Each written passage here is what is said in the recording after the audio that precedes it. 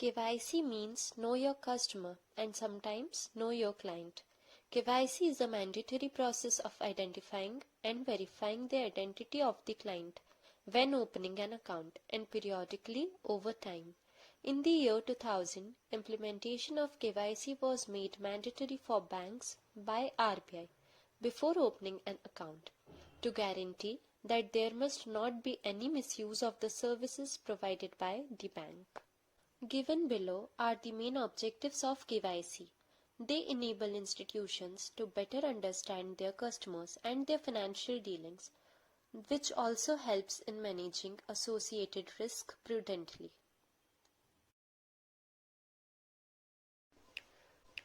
There are two types of KYC, that is central KYC and electronic KYC. The central KYC provides the uniform norms and interusability. The central KYC registry across all financial sectors has been set up as a depository for KYC records. This new process, without asking customers to provide multiple KYC undertakings, will help banks, mutual funds, brokerage firms and depository participants offer services. After complying with the new CKYC norms, a unified customer identification code is generated, which is used whenever KYC is required. Whereas, the service of eKYC can only be used by those who have Aadhaar numbers. Customers, by their own consents, needs to authorize their Unique Identification Authority of India to reveal their identity or address information through biometric authentication to their respective bank branches or business correspondent. It is a valid process for KYC verification, and under prevention of money laundering rules, information provided under eKYC will be considered as a valid document. Below mentioned are the frauds which can happen because of incomplete KYC. Frauds can happen both online as well as offline.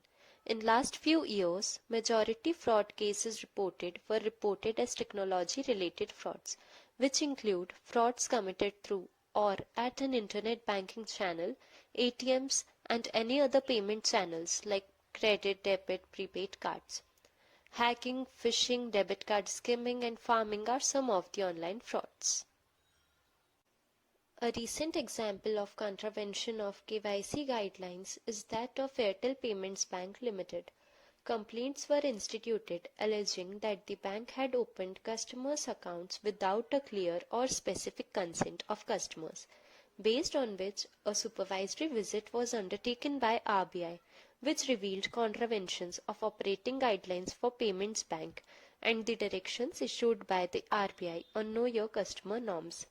A show cause notice was issued to the bank, and after considering the bank's reply, the RBI came to the conclusion that the aforesaid charges of non-compliance with RBI guidelines are substantiated, and therefore imposed monetary penalty of Rs 50 million on the bank. Such action was imposed on deficiency in regulatory compliance and was not intended to pronounce upon the validity of any transaction or agreement entered into by the bank with its customers. Now, to conclude, KYC practices not only satisfy a business need to know who the user really is as a compliance issue, but are also an efficient way of reducing the risk of fraud. KYC enables companies to protect themselves by guaranteeing that they are doing business legally with legitimate institutions. It also protects individuals who could not otherwise be the victims of financial crime. Furthermore, technological innovation in the financial sector in the customer identification process has become a priority due to its numerous benefits, which is less paper, higher data precision, and better customer service, all while guaranteeing compliance in real time.